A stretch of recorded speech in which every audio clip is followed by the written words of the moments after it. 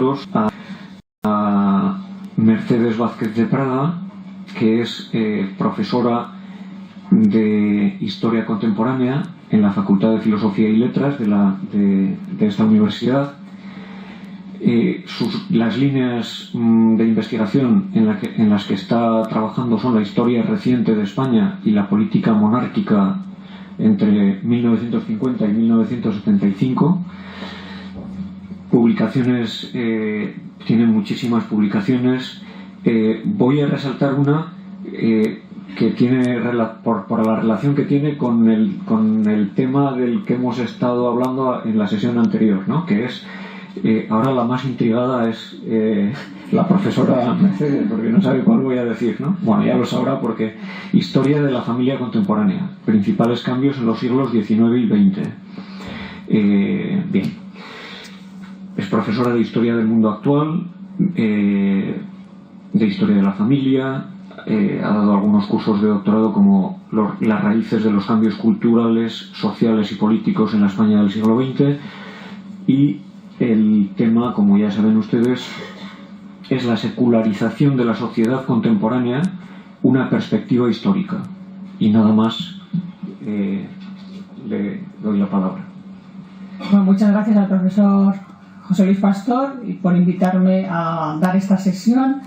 Estoy contenta de poder salir del ámbito de nuestra facultad, del departamento, y de hablar para un público más amplio.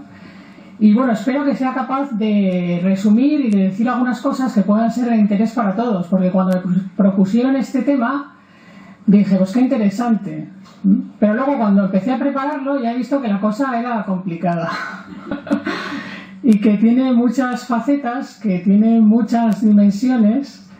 Entonces, en el PowerPoint lo que voy a tratar fundamentalmente es de dar unas flashes de definición, que aunque puede ser un poco aburrido, pero creo que pueden ayudar mucho a concretar de qué estamos hablando.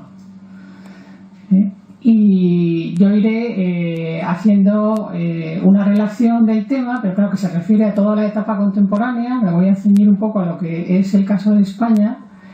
Y bueno, espero que luego, pues en el turno de preguntas, pues podamos debatir cuestiones, porque creo que son del máximo interés para la sociedad en general, ¿no? La secularización es un fenómeno general que caracteriza al mundo moderno a partir principalmente de la Ilustración.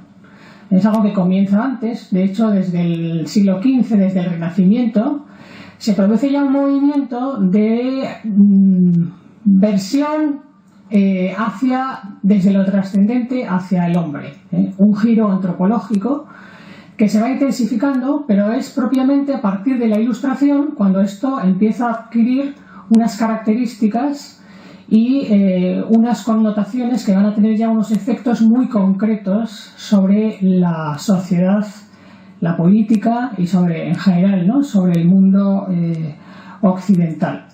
Es un fenómeno occidental, aunque tiene unas consecuencias que tienen unas causas históricas mucho más contundentes en Europa que en otros ámbitos del mundo occidental. Por eso nos vamos a centrar un poco en Europa y luego en el caso de España. No podemos explicar más cosas. Sería también muy interesante entrar a ver por qué estas diferencias, ¿no? Por ejemplo, ¿no? Entre Estados Unidos y Europa, pero son cosas que luego pues hay muchas lecturas, ¿no? O sea, hay muchísimas cosas que se pueden ver a través de la bibliografía. Este proceso de secularización es a partir de ese momento, por lo menos desde la Ilustración, comienzos del siglo XVIII, un progresivo movimiento de emancipación de la cultura y de la sociedad occidental frente a la tutela de la Iglesia. Se va a pasar de esa monarquía absoluta de derecho divino, de lo que se conoce como la alianza entre el altar y el trono, ¿no?, a una cultura y una sociedad que se va a organizar con unos parámetros distintos, que intentan sacudirse la tutela de la Iglesia y que se intentan ir hacia una reordenación de la dimensión religiosa de la sociedad en general. Este concepto de la secularización, claro, es multidimensional. y afecta al mundo, al marco, lo que es el marco de las ideas, al marco jurídico institucional, porque afecta a las relaciones Iglesia-Estado y, por supuesto, al ámbito social. Tiene muchísimo que ver con las costumbres, con las prácticas religiosas. Este proceso, y en todos estos ámbitos, ha hecho correr ríos de tinta y ha preocupado muchísimo a filósofos, a historiadores, a sociólogos. Por lo tanto, vamos a tener que resumir y que ceñirnos al hilo de lo que a mí me ha parecido que puede ser de mayor interés para comprender a dónde hemos llegado en la sociedad actual y por qué y cómo estamos como estamos. Este proceso tiene estos tres ámbitos, ¿no? O sea, el del poder político, que se quiere independizar del poder eclesiástico y se pasa de un estado confesional a un estado laico. La pérdida de influencia de la religión en la cultura, entendida en un sentido general, pero luego podemos ir descendiendo a los distintos ámbitos, ¿no? De la ciencia, de la moral, del arte, etc. Y luego la autonomía también de la sociedad, de las instituciones religiosas y de esa tutela, de esa organización que es la característica propiamente de las sociedades del antiguo régimen hasta el siglo XVIII. Este proceso de desacralización también hay que señalar que ha tenido una vertiente que podríamos considerar positiva, en el sentido de que ha ido en la línea de la modernización de las sociedades contemporáneas, pero ha tenido también, por la forma en la que se ha hecho y por las consecuencias, ¿no?, que se van aplicando, una vertiente que es ya mucho más negativa. Por lo tanto, hay que hablar de luces y sombras dentro de este proceso y considerar que ese planteamiento, o sea, si nos fijamos en la situación actual, ¿no?, de descristianización de grandes masas de la sociedad occidental, europea, ¿no?, y también del caso español, vemos que ahí hay cosas que dentro del proceso histórico han sido positivas y han supuesto una modernización con respecto a etapas anteriores, ¿no?, y a los siglos anteriores. Vamos, por lo tanto, a tratar de precisar un poco los términos para ver, como he dicho antes, de qué vamos a hablar, ¿no?, y qué es lo que vamos a ir diciendo y concretando. Por una parte está dentro de lo que es el proceso de secularización, lo que es la secularidad y la laicidad. Son dos términos que no son idénticos, pero están muy relacionados. Entonces, la secularidad es una justa autonomía de las realidades terrenas y humanas. O sea, un reconocimiento de que en la vida política y en la vida social las realidades humanas tienen unos valores propios y que no tienen por qué estar, digamos, sometidos, ¿no?, organizados de acuerdo con unos métodos propios que que dependan o sea, que no tienen por qué depender de lo religioso. Y en el caso de la laicidad, damos un paso más. Lo que haríamos es precisar, de acuerdo con la organización del poder político y sobre todo el planteamiento de las relaciones Iglesia-Estado, la confesionalidad religiosa y ese reconocimiento de unas leyes y de unos métodos propios que no dependen directamente de la religión. En este sentido, aquellos que consideran que el proceso de secularización tiene que ver y se identifica con la modernización, tienen razón, porque es un planteamiento que ha llevado a avanzar y a progresar en sentido histórico con respecto a esa confusión de esferas que son las propias del antiguo régimen. Sin embargo, ese proceso tiene también otra cara que tiene unas connotaciones que se pueden, sin hacer muchos juicios de valor, por los resultados, ¿no?, que están teniendo y que se reflejan de una manera clarísima en las sociedades actuales, no son positivos ni muchísimo menos. Y aquí estaríamos hablando del secularismo y el laicismo. Serían un poco las contrapartidas de lo que es la secularidad y la laicidad. Entonces, secularismo es un esfuerzo por independizar unas realidades,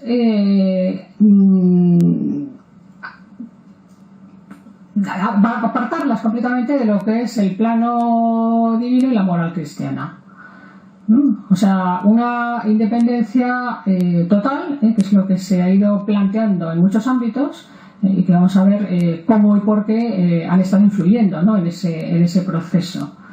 Y en el caso del laicismo, ¿no?, es un intento de tratar de borrar y de organizar desde el punto de vista jurídico-político a la sociedad por medio de unas leyes, ¿no?, y de una cultura, como si la sociedad, como si fuera una sociedad para la que Dios no existe, en la que Dios no existe. En este sentido, y esto es lo grave, ¿no?, de lo que está pasando en estos momentos en Europa, es que hay una especie de guerra cultural entre el relativismo moral y el modelo social occidental cristiano. O sea, que no se trata de actualizar, digamos, de modernizar la política y la sociedad de acuerdo con los planteamientos religiosos y con el modelo divino, sino que lo que se trata es de organizar un modelo cultural a espaldas de Dios, y como si Dios no existiese. El objetivo que me he planteado con esta sesión es conocer cómo se ha llegado en nuestro país a la situación actual, que en muchos ámbitos se califica como una situación ya incluso postcristiana, y dar las claves que la historia puede aportar para entender el por qué y cómo se ha llegado a esta situación. Y de esa manera creo que podemos estar en una situación más fácil para ver qué cosas se pueden hacer para tratar de revertir esta situación, ¿no?, y de recristianizar un poco, sobre todo los que nos dedicamos a tareas formativas, educativas, y también a los que somos padres, ¿no?, o madres de familia, y tenemos unas obligaciones o queremos ayudar a que la familia salga de esa situación de crisis e incluso en muchos ámbitos de acoso a la que se ve sometida, ¿no?, en la sociedad actual. Se puede decir que España ha participado desde la Ilustración, desde luego, y sigue participando del movimiento, de esa tendencia general que se da en el mundo occidental y especialmente en Europa, pero tiene lógicamente unas características propias, ¿no?, por su historia y por la trayectoria que ha seguido. Entonces se puede decir que la diferencia fundamental es que se ha incorporado de una manera tardía pero muy rápida, o sea, casi en una generación ha pasado a homologarse y a estar, o sea, se ha subido a ese carro de la secularización, y en algunos casos va por delante, ¿no?, en algunos aspectos, ¿no?, como pueden ser los de la caída de la natalidad, la aprobación de leyes pues sobre el matrimonio homosexual, etcétera, ¿no? Y eso digo que en una generación, porque España hasta 1978, hasta la Constitución de 1978, ha sido un país confesional, no solamente confesionalmente católico, sino con unidad católica. Por lo tanto, es desde los finales del franquismo, desde la transición, cuando en una generación el país se ha homologado en este sentido, ¿no?, de la secularización con el resto de Europa. Vamos a ver un poco los tres grandes momentos, las tres grandes etapas en las que se va produciendo, ¿no?, este cambio. ¿Qué es unidad católica? Unidad católica es una expresión jurídica en la que coincide confesionalidad del Estado y una interpretación restrictiva de la libertad religiosa. O sea, quiere decir que hay un Estado confesional, ahora vamos a recordar qué es, pero además que solo se admite la religión católica. O sea, que todas las demás religiones quedan prohibidas porque se considera que son nocivas por no ser la religión verdadera. Y eso es el planteamiento que hay que tiene la corona española desde los tiempos de Recaredo, los reyes católicos, ¿no? Y hasta todas las etapas posteriores, hasta que empieza a discutirse esto con la Revolución Liberal, pero ya entrando en el siglo XIX. ¿Qué es un Estado confesional? Pues es un Estado que tiene una confesión religiosa oficial, en este caso, en el caso de España, la religión católica. Y esto es muy importante porque no es solo, digamos, un enunciado teórico que tiene el Estado, sino que tiene unas consecuencias importantísimas porque implica un respaldo del poder político a lo que son las leyes, las instituciones y las costumbres. Es decir, que vela porque esa religión se fomente y se, digamos, intervenga en todos los aspectos de la vida política y de la organización social. Entonces estás hablando de un Estado católico que cuenta con la Iglesia para organizar todos los aspectos, ¿no? de la vida de los ciudadanos.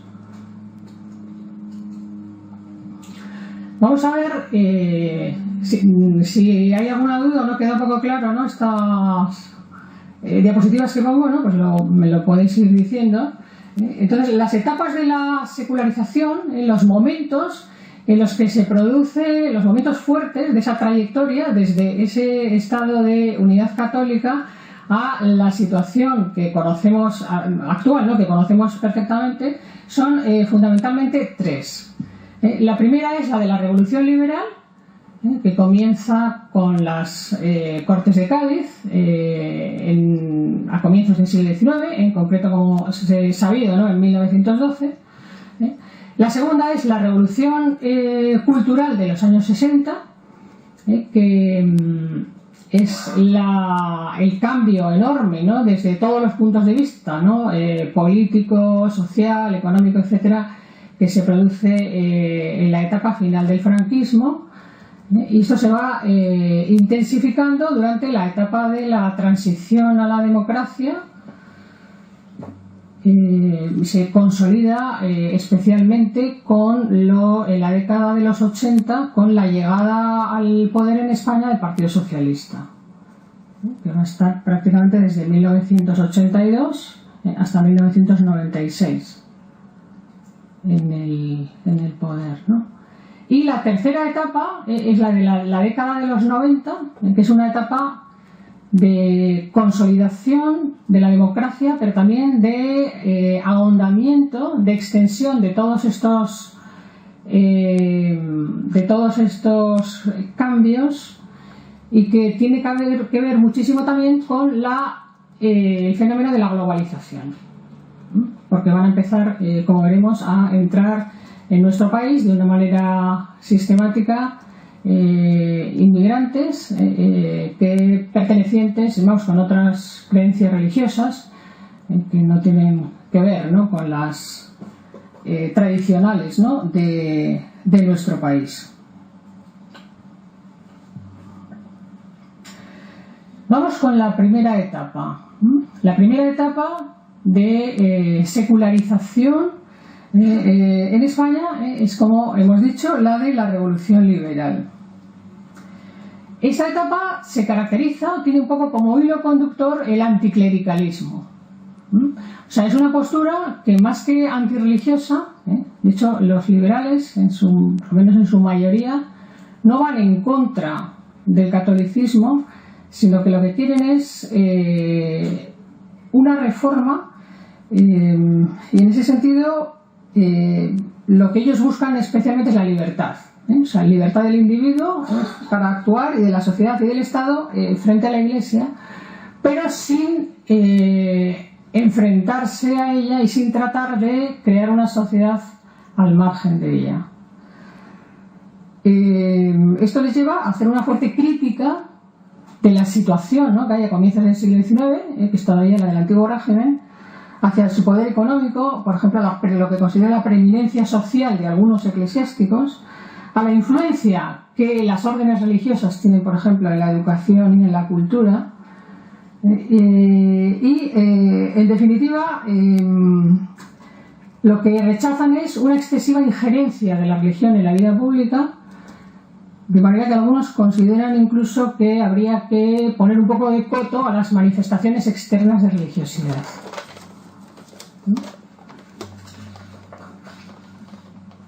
Este planteamiento de los liberales van a tener unas consecuencias importantes en el marco jurídico-político, porque, claro, tratan de, para conseguir, o sea, la revolución liberal en España se hace mediante un pacto, mediante una transacción entre los tradicionalistas, que siguen siendo mayoría, fundamentalmente carlistas, y no más que recordar las 3 guerras, ¿no?, que se suceden a lo largo del siglo XIX. Entonces la sociedad mayoritariamente es tradicionalista, y hay una élite liberal que es la que plantea esos cambios con un objetivo que en primer lugar es económico, ¿no?, el barrer unas limitaciones que habían tenido en el régimen anterior para poder realizar sus planteamientos económicos, ¿no? Por eso empiezan con la desamortización de las tierras de la Iglesia, etcétera, ¿no? Bueno, necesariamente hay que resumir muchísimo, ¿no?, porque si no nos quedaríamos en el siglo XIX, ¿no?, luego la obra que hacen los liberales. Entonces se hace el nuevo planteamiento, el nuevo marco jurídico que hace la Revolución Liberal es se constitucionaliza, digamos, el tema de las relaciones entre la Iglesia y el Estado, pero se admite la tolerancia religiosa. O sea que fundamentalmente es una vez que se va consolidando, ¿no?, ese proceso revolucionario, y cuando llegamos a la Restauración es en 1876 cuando la Constitución consagra la confesionalidad católica del Estado, pero admite o tolera el culto privado fundamentalmente de los pocos protestantes que están en España, ¿no?, que viven en España. Ese planteamiento se va a agravar, digamos, desde el punto de vista de lo que es, o a radicalizar el avance del proceso de secularización en el mundo cultural. Porque si desde el punto de vista político el cambio ha sido pequeño por esta transacción, ¿no?, a través de la cual se hace, ¿no?, la revolución liberal, en el mundo de la cultura empiezan a influir todas las doctrinas filosóficas y las ideologías del siglo XIX. Y por lo que afecta a España va a ser muy importante la labor que tiene la institución libre de enseñanza.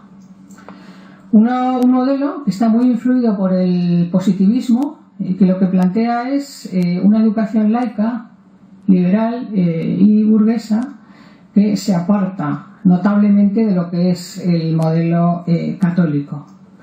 Entonces esto va a empezar a abrir como una cuña en el mundo de la cultura, en el mundo de la educación, que se va a ir ensanchando con los planteamientos que va a tener la izquierda histórica, que va a ir adquiriendo un protagonismo cada vez más importante a medida que avanza, a finales del siglo XIX, pero sobre todo a lo largo del siglo, de la primera mitad del siglo XX. Estaríamos hablando del reinado de Alfonso XIII. Son 1900 hasta 1931. En esa etapa se empieza a hacer fuerte el modelo republicano y también las teorías de socialistas y comunistas, que van a hacer calar muchas de sus ideas en el mundo obrero. De hecho, es en la tercera parte del siglo, a partir de cuando se empieza a fomentar la industrialización en España, cuando en los principales focos, ¿no?, de País Vasco, Cataluña, Madrid, empiezan a proliferar y a ensancharse, ¿no? Unas bases obreras que van a tener muchos contactos, o sea, que van a aceptar, ¿no?, las ideas socialistas, ¿no?, que van a, pues, a través del voto, ¿no? Eso se puede apreciar de una manera muy clara. Y en el campo es también importante la labor que van a hacer los anarquistas. Aquí ya la razón histórica también es, pues, ese reparto injusto del suelo, el que no se haya hecho una labor de reforma agraria, etcétera. Entonces, esto hace que estos elementos calen en el mundo rural de las zonas más deprimidas de España, y la secularización va avanzando en el sentido práctico de que la gente no va a tener ninguna educación religiosa, y no solamente, no es que no tengan educación, sino que la formación que recibe va a ser contraria, ¿no?, a la de la del modelo, a la católica, ¿no?, la religiosa. Entonces, en el ámbito social se va a difundir también un anticlericalismo que provoca un enfrentamiento demagógico con la Iglesia, y esta es una de las razones que también, aduciendo, digamos, esa falta de sensibilidad que ha tenido el clero en algunos casos, ¿no?, en el siglo XIX, va a llevar a un planteamiento de un modelo radicalmente distinto durante la fase de la Segunda República. Entonces ahí ya lo que hay es, digamos, un preanuncio de lo que pasará después, de lo que se está planteando ahora, en unos comienzos, ¿no?, pero que están ya bastante esbozados, ¿no?, porque es un poco la teoría de los republicanos radicales de izquierda, de los socialistas y de los comunistas, ¿no? Entonces, eso es lo que plasman, aunque son unos pocos años, ¿no?, los que va a estar ese modelo en vigor, y además muy traumáticos, ¿no?, para la historia de España, porque estamos hablando de la etapa de Segunda República, 1931, y luego, pero la guerra civil a partir de julio del 36 hasta el triunfo, ¿no?, de los nacionales en 1939. O sea que estamos hablando de unos años que van desde el año 31 al año 39, pero en los que se va a desatar desde el principio, además, ¿no?, porque no hay más que pensar en la quema de conventos de 1931, muy poquito tiempo después de que el gobierno provisional suba al poder, hasta la persecución tremenda, una de las más tremendas de la historia, la persecución religiosa, ¿no?, que ha dado lugar a la existencia del reconocimiento, ¿no?, de todos los mártires, ¿no?, que se han ido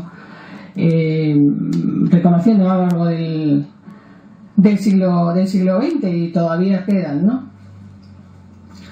Después de esta etapa de la Segunda República y de la Guerra Civil,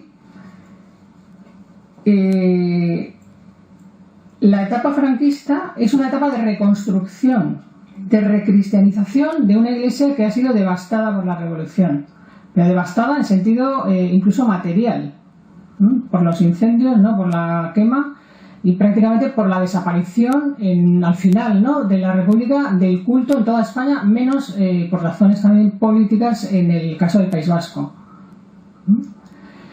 Por lo tanto, hay un movimiento de vuelta a recristianizar el país, y eso se hace a través de replantear la unidad católica, y es lo que hace Franco a través de un difícil concordato. Aquí hay un tema también que es muy interesante para tratar, porque muchas veces se habla del nacionalcatolicismo, ¿no?, como si ahí la Iglesia estuviera de acuerdo en todo con el planteamiento político del gobierno, y no fue así. Hubo muchísimas dificultades para firmar el concordato de 1953, pero hay unas razones prioritarias, ¿no?, y el país volvió a esa situación de confesionalidad y de unidad católica, y de un planteamiento que culturalmente, dentro de lo que son los católicos españoles, es el que acepta la mayoría, ¿no?, ese tradicionalismo católico que ha sido la esencia y lo que ha sido la costumbre en España, no salvo en esa etapa pequeña de los años convulsos de la República, ¿no?, y o no tan pequeña, porque de la Guerra Civil, ¿no? O sea, desde una perspectiva histórica es pequeña, pero son muchos años, ¿no?, entre 1931 y 1945. 1936.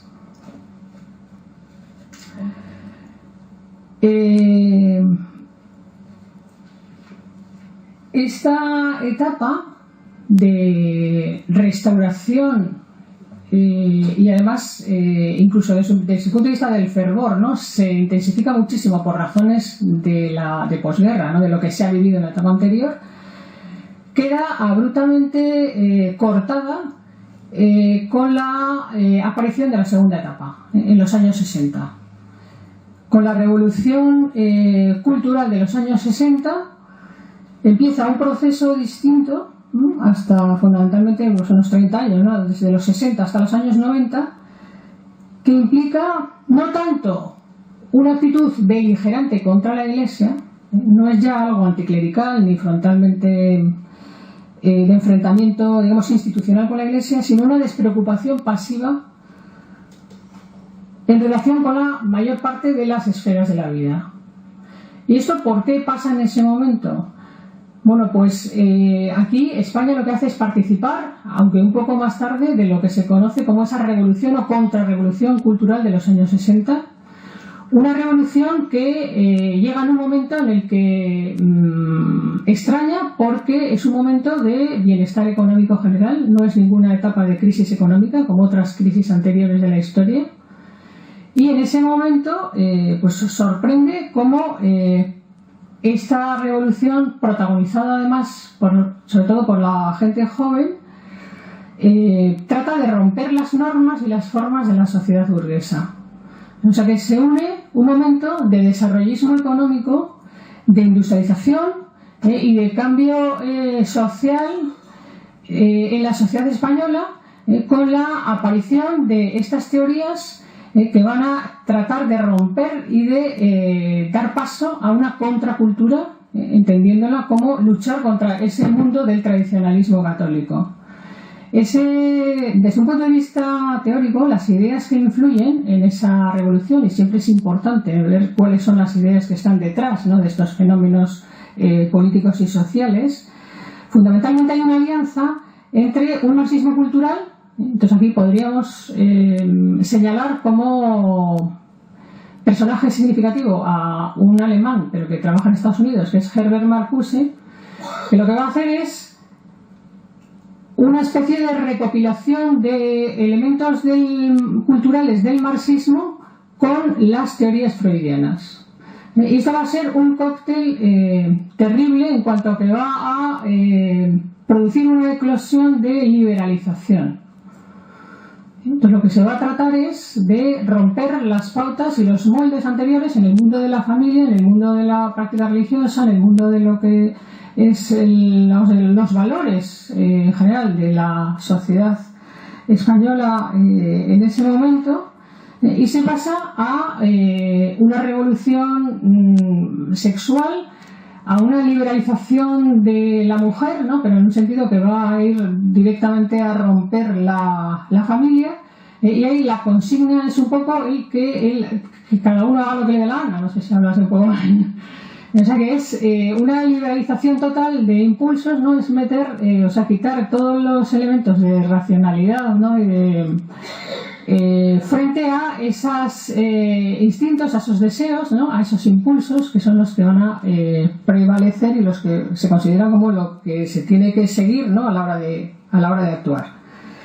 Y esta crisis que produce la revolución de los años 60, que va a tener ese eco, o sea, es algo que empieza en Estados Unidos, ¿no?, porque va a tener una repercusión importantísima en Europa y de hecho también en nuestro país, sobre todo a finales de los años 60, hay que relacionarla con un elemento que va a ser importantísimo también para el cambio, no solamente ya en el marco social, sino también teórico y jurídico.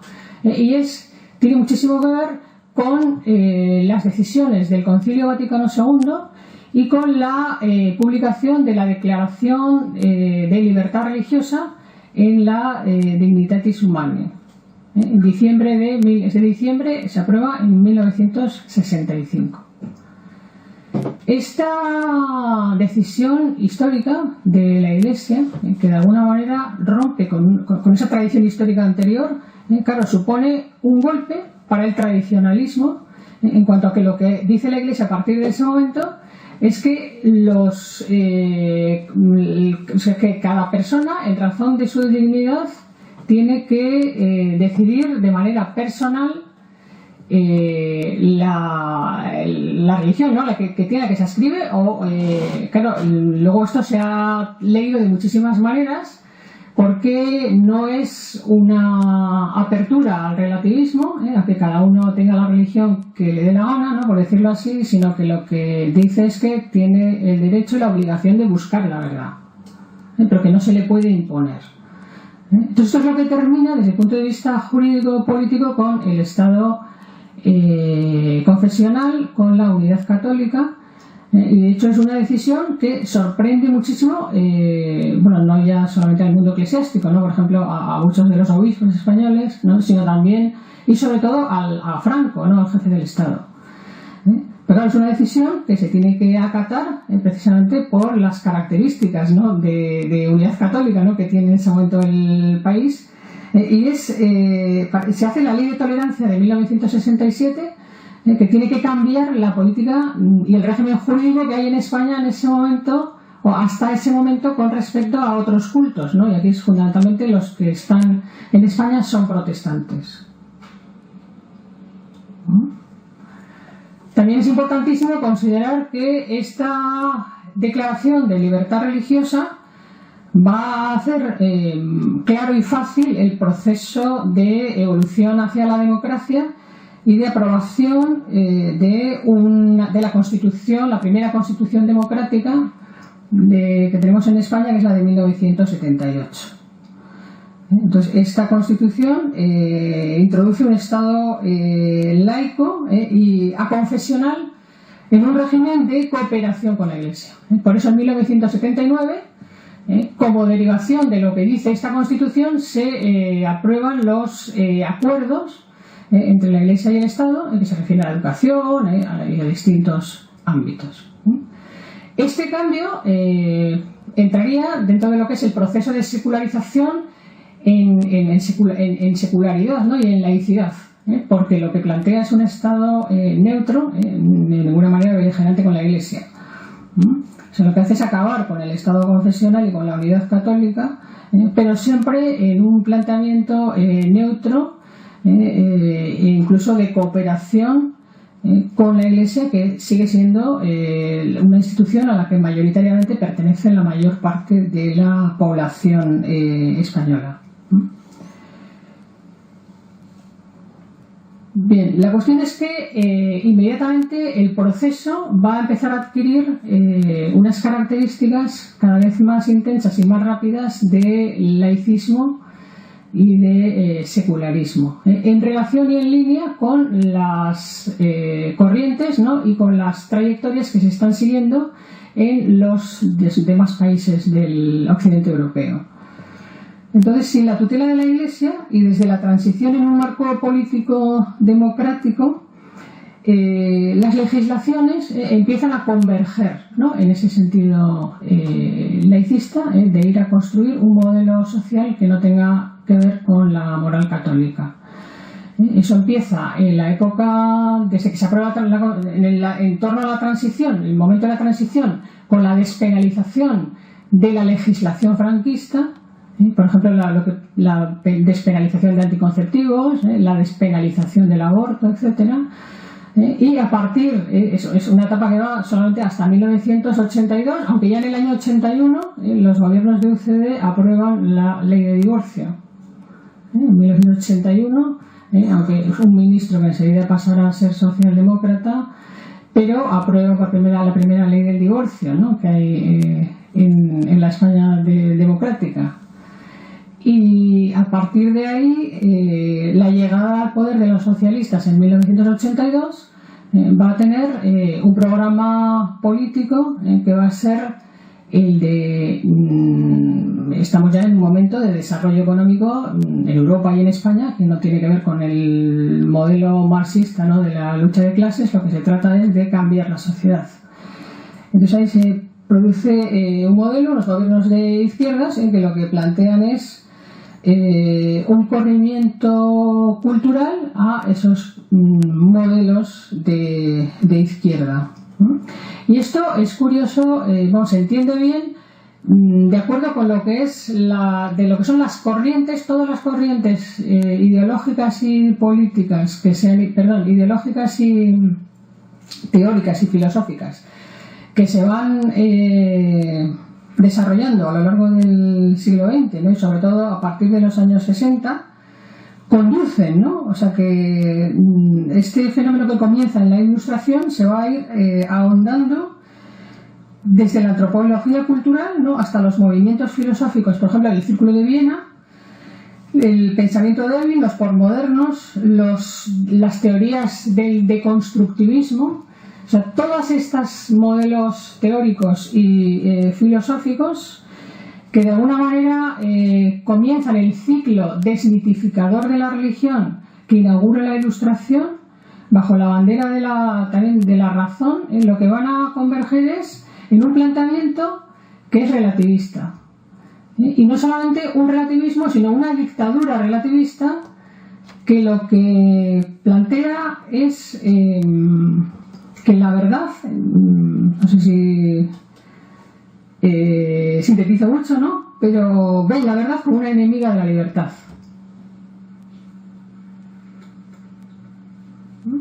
Entonces va a un relativismo ético que niega la existencia de una moral objetiva común para todos los hombres, ¿no?, y considera que lo bueno y lo malo se basa solo en normas sociales. Claro, esto es totalmente lesivo para el mantenimiento de la moral católica. ¿Por qué? Porque es muy fácil decirle a la gente que puede hacer lo que le dé la gana, que no hay un modelo exterior al que haya que someterse y que además exige esfuerzo personal. Entonces es lo que lleva a un descenso, luego veremos alguna gráfica, un descenso brutal de la práctica religiosa, que digo rapidísimo porque es una generación prácticamente la que empieza a desengancharse, ¿no?, podríamos decir, de la Iglesia y de las prácticas religiosas durante estos pocos años, ¿no?, que van desde finales de los años 70 y luego a lo largo de la década de los 80. Entonces, en muy pocos años el país pasa de ser un país de religión católica, incluso de unidad católica, a ser un país de cultura católica. ¿Por qué? Porque claro, sigue pesando, ¿no?, toda esa formación, esa tradición que ha tenido España durante siglos, y la gente sigue manteniendo, por ejemplo, a nivel de los sacramentos, ¿no?, los planteamientos católicos. Se bautizan sus hijos, se casa por la iglesia, va a los funerales, pero más como una práctica cultural o social que como un acto personal, ¿no?, de convencimiento, ¿no?, y de relación religiosa con Dios, ¿no? Entonces esto se puede ver en el ámbito de la educación, o sea que es algo que va a extenderse a todos los niveles, ¿no?, de la vida. O sea, se puede ver en el mundo de la cultura, en el mundo en general, ¿no?, de todo lo que es la sociedad española. Y la tercera ola de secularización que se produce en el país comienza, como hemos visto, en 1990 y se puede considerar ya no como la anterior, ¿no?, de paso a tener una cultura religiosa, o si queréis un barniz religioso, sino incluso una exculturación de la religión. O sea que llega un momento en que una nueva generación, que son los hijos de esos protagonistas del 68, van a intensificar y ahondar un proceso de descristianización y de pérdida del sentido religioso de la vida, que va a estar además fomentado, ¿no?, en el marco político y legislativo por unos gobiernos, ¿no? En España ha estado más tiempo gobernando el Partido Socialista que el Partido Popular, Pero también el Partido Popular, o sea, ese centro derecha, va perdiendo esas señas de identidad cristiana. Entonces, por lo que se refiere, ¿no?, a lo que es el proceso de secularización, pues a lo mejor no tiene esos planteamientos tan radicales como tiene el Partido Socialista, pero tampoco revierte, ¿no?, o cambia ese planteamiento, ¿no? Por lo tanto, se intensifica una lucha de lo religioso, ese modelo de cultura relativista contra cultura religiosa, y que se va a manifestar muy especialmente en tres ámbitos. Uno es el de la vida, un aspecto o un ámbito en el que hay también una lucha tremenda para, no solamente por el tema del aborto y por el tema de la eutanasia, sino incluso mucho más allá, que es un modelo que ya empieza a derribar todas las barreras posibles. Empieza a considerar pues al hombre como dueño y señor de la vida, y hay autores que incluso plantean la posibilidad de matar niños ya nacidos, deficientes, etcétera. O sea que es una lucha total en contra de esta cuestión, ¿no?, de la sacralidad, ¿no?, de la vida desde la concepción hasta la muerte. Luego el tema de la familia. Aquí también, bueno, creo que no hace falta recordar, ¿no?, todo lo que se está haciendo para romper ese modelo, y es algo que especialmente se hace a través de la extensión del modelo de lo que se conoce como la cultura de género, que considera, o sea, es un feminismo ya elevado al cubo, que considera que son culturales, ¿no?, todas las normas que se refieren a estas cuestiones, y por lo tanto se tienen que cambiar. Y ahí vemos cómo de una manera creciente van entrando nuevas propuestas, ¿no?, que van ahondando en esta línea y que también se recogen, ¿no?, desde el punto de vista jurídico y legislativo. Con lo cual la gente además se anima a hacer unas cosas que sin esa legislación tan permisiva quizás no haría, o no haría tan fácilmente, ¿no? Eso se ve, por ejemplo, con los índices de separaciones y divorcios que hay en España, ¿no? Si no hubiera esa ley del divorcio express, pues la gente, pues a lo mejor tendría más tiempo, ¿no?, para reflexionar, para pensar, ¿no?, para tener una conducta distinta, ¿no? Y se ha llegado a una situación que he calificado, ¿no?, de exculturación, porque ya ni siquiera los jóvenes, o muchos jóvenes, conocen la cultura religiosa, no tienen ninguna cultura religiosa católica. Me cuentan a mí aquí en la facultad, en mi departamento, profesores de arte, que les es muy difícil dar clase, pues claro, empiezan a explicar algo y pues en el lado del Evangelio, entonces son referencias inexistentes, ¿no?, para los alumnos. He citado un solo ejemplo, pero bueno, ayudan muchos más, ¿no? O sea que no tienen ninguna referencia de la cultura religiosa anterior, y entonces tienen que empezar a explicar un poco desde cero, ¿no?, porque es algo que les falla totalmente, ¿no? Y esto se da de una manera muy intensa, sobre todo en las zonas más desarrolladas y más económicamente, bueno, quizás hasta ahora, que la crisis ya puede que cambie las cosas, pero el País Vasco, Cataluña, y eso también, si veis estadísticas de los índices, ¿no?, de religiosidad y todo esto, dan los niveles más bajos. Madrid, que han sido tradicionalmente ya desde el siglo XIX, desde los inicios de la industrialización, las áreas, ¿no?, que alcanzan un desarrollo mayor. A esta situación se ha unido a partir de los años 90 el tema de la globalización.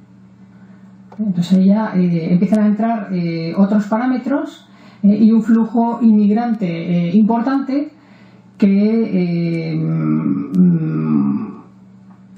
lleva a tener que convivir con otras culturas y otras religiones, y esto de alguna manera también es un factor más para de secularización, ¿no?, en nuestro país. Vamos a ver un poco cómo cae, ¿no?, la práctica religiosa entre 1975 y el año 2012, Yo creo que ahora la cosa no habría cambiado mucho, ¿no? No habrá cambiado mucho porque no he tenido datos, son del CIS, ¿no? Del Centro de Investigaciones Sociológicas, y se puede ver desde 1975, que es el momento, digamos, en que comienza a ponerse en marcha el proceso democrático, ¿no? Con la desaparición del franquismo, hasta hace apenas 3 años. Entonces eso, bueno, reversión no ha habido, porque las cosas políticamente pues tampoco han cambiado, ¿no? En el mundo, o sea, el marco en general sigue siendo el mismo, pero creo que es interesante señalar una cuestión, es que sigue habiendo, ¿no? Muchos católicos practicantes.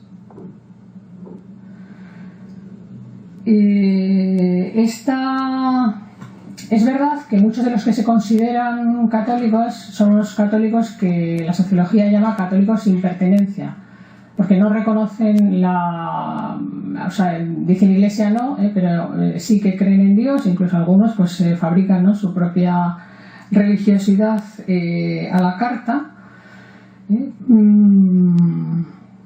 Pero creo que es uno de los aspectos importantes para la reflexión final, ¿no? que me gustaría hacer, ¿no?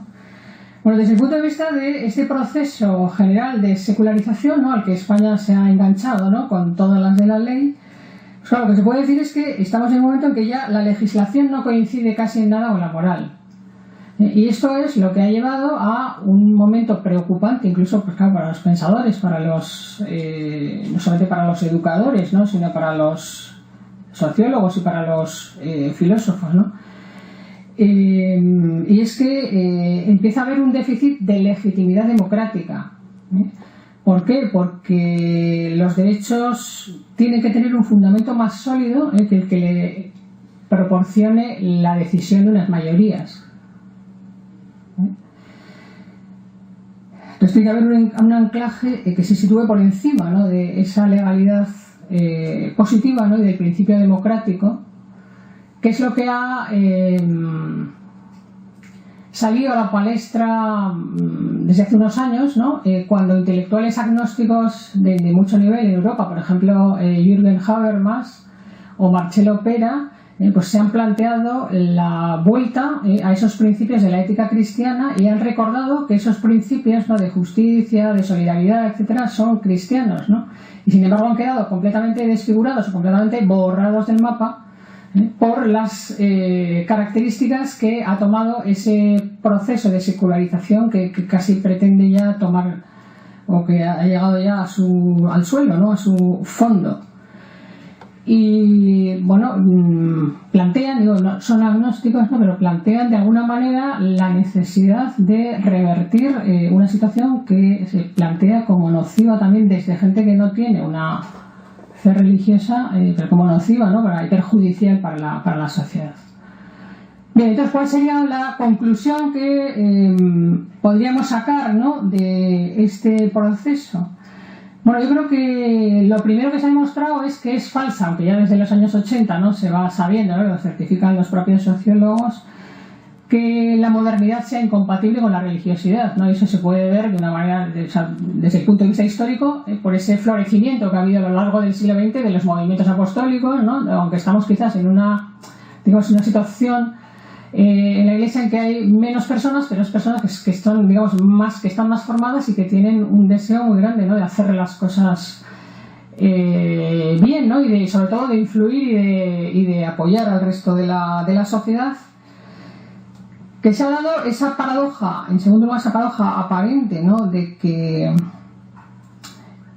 el cristianismo sea el último baluarte del racionalismo, porque ese planteamiento racional, ¿no? De funcionar sin lo trascendente, sin la metafísica, ese giro antropológico que comienza con la Ilustración, termina con ese relativismo ético y con ese pensamiento débil que en definitiva lo que fomentan son las pasiones del hombre, lo que es y hoy en día no tenemos más que se percibe en el lenguaje, no todo es yo me siento, incluso en política, ¿no? Yo me siento tal, yo me siento cual. Y eso pues tiene unas características que han llevado, ¿no? A esa situación de falta de que hay una o sea que las cosas pueden ser legales pero que no tienen nada que ver con mucho que ver con la moral. Y bueno, aquí yo terminaría citando a un escritor muy conocido, ¿no? A Chesterton, que ya en los años 60, de hecho no había vivido todo lo que ha venido después, me decía, cito textualmente: los que comienzan combatiendo a la Iglesia en nombre de la libertad y la humanidad acaban por lanzar de sí, con tal de poder seguir combatiendo a la Iglesia, la misma libertad y la humanidad misma. Bien, pues muchas gracias.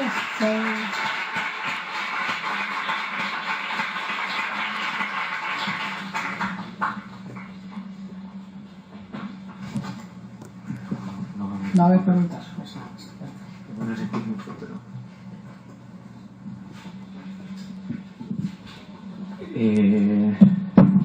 bueno, ya lo siento. Bueno, ya lo sentimos. Ya lo sentimos todos, ¿no? Pero no va a dar tiempo a preguntas.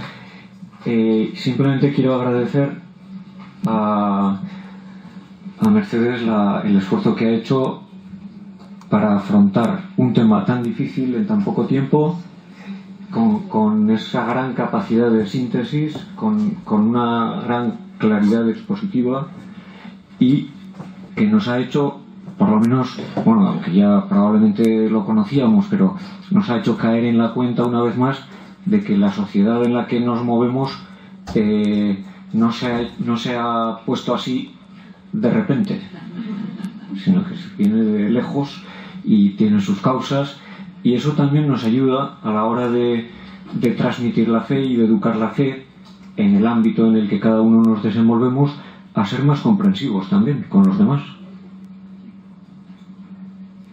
Y nada más, muchas gracias.